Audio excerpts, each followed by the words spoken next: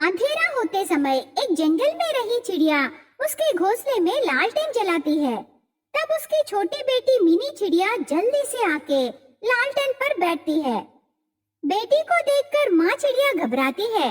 क्या हुआ बेटी, क्यों इतनी घबराई हुई हो? मैं और दीदी खेल के घर लौटते समय रावण चील और जमींदार हमें रोक दिए। दीदी को पकड़ के जोर से हंसने लगे तो दीदी को लेकर चले गए माँ। ऐसे कहने पर माँ चिड़िया तुरंत मिनी चिड़िया को लेके लालटेन पकड़ के घर को ताला लगा के वहाँ से रावण चील के घर जाती है। ऐसे चलते चलते घर के बाहर जल रही लाइट की रोशनी में रावण चील कुर्सी में बैठा रहता है। चिन्नी चिड़िया डर डर के देखने लगी। माँ चिड़िया चील के पास जाती है, हाथ में रहे लालटेन को नीचे रखती है। वो विनम्रता से हाथ जोड़ती है। साहब, मेरी बेटी को आप क्यों ले आए साहब? देखो, तेरा पति मेरा कर्जा नहीं चुकाया। मेरे पैसे मुझे वापस देने तक तेरी बेटी मेरे घर में काम करती रहेगी। समझ में आया ना? ऐसे चील कहने पर चिन्नी चिड़िया डर जाती है। तब माँ चिड़िया आंसू बहा के, साहब ऐसे मत कहिए, वो बहुत छोटी है, उसे ठीक से काम करना भी नहीं आता, पूरा तोड़ देगी। तब आपका कर्जा और बढ़ जाएगा साहब। वैसे भी आप हमें 2 महीनों का समय दिए ना साहब, मैं चुका दूंगी। ऐसे कह के चील के पैरों पर पड़ती है। तब चील मान जाता है। ठीक है, ले जाओ, 2 महीने में कर्जा चुकाओ। वरना मेरे बारे में तुझे पता है ना? जरूर चुका दूंगी साहब।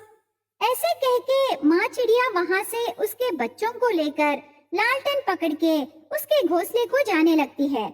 थोड़ी दूर जाने के बाद लालटेन की रोशनी में एक पेड़ की डाल पर एक बूढ़ी तोता घायल होकर दिखाई देती है। तुरंत माँ चिड़िया उसके बच्चों के साथ बूढ़ी तोता के पास आती है। बड़ी बेटी को लालटेन देती है। बूढ़ी तोता को उस डाल से निकाल के उसके हाथों से पकड़ के, चाची यहाँ नजदीक मेरा घर है, वहाँ चले चाची, तुम्हारे चोट को दवाई लगाऊंगी चाची। नहीं बेटी, मैं जिंदा नहीं रहूंगी। मेरे बनने के बाद मेरा अंतिम संस्कार करो ना, मेरे अपने कोई भी नहीं है, यहाँ मेरा थैली था ना। ऐसे कहने पर डाल को रही थैली निकाल के देती है बड़ी बेटी। इस थैली में जामुन है, ये तुम ले लो बेटी। तुझे और चाहिए तो पश्चिम दिशा की ओर जाने से एक नदी दिखाई देगा, उस नदी किनारे जामुन का पेड़ है। अभी सीजन है ना, बहुत डिमांड रहेगा, वो बेचने से बहुत पैसे मिलेंगे। उस पेड़ से फल तोड़ के बेचो बेटी। ऐसे कह के बूढ़ी तोता मर जाती है। सभी चिड़िया बहुत दुखी होते हैं। वहाँ से लालटेन की रोशनी में थोड़ी दूर ले जाकर एक जगह लकड़ियाँ रख के बूढ़ी तोता को रख के माँ चिड़िया आग जलाती है। चाची, मेरे बच्चों को बचाने के लिए जामुन बेचने का व्यापार के बारे में बोली, बहुत बहुत शुक्रिया चाची। ऐसे कह के पूरा जलने तक रह के वहाँ रहे नदी में नहा के उसका लालटेन लेके तीनों घर आ जाते हैं। खाना खा के सो जाते हैं। अगले दिन माँ चिड़िया और उसके बच्चे एक थैली लेके पश्चिम दिशा की ओर नदी किनारे रहे जामुन पेड़ के पास जाते हैं। उस पेड़ को बहुत सारे जामुन दिखाई देते हैं। माँ और उसके बच्चे बहुत खुश होते हैं। चिन्नी चिड़िया और मिन्नी चिड़िया बहुत सारे जामुन खाते हैं। माँ चिड़िया थैली में जामुन भर लेती है। बच्चों, अब हम चले, ये सब बेचना है। ऐसे कह के बच्चों को लेके वहाँ से जंगल में रहे मार्केट को जाती है। वहाँ एक जगह रह के, ताजा ताजा जामुन सेहत के लिए बहुत अच्छे हैं, आइए जामुन लीजिए।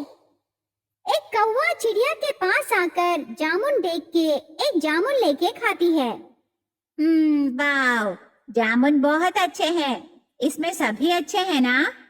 बहुत अच्छे हैं साहब। 1 किलो कितने रुपए? किलो 100 रुपए साहब। ठीक है, दे दो।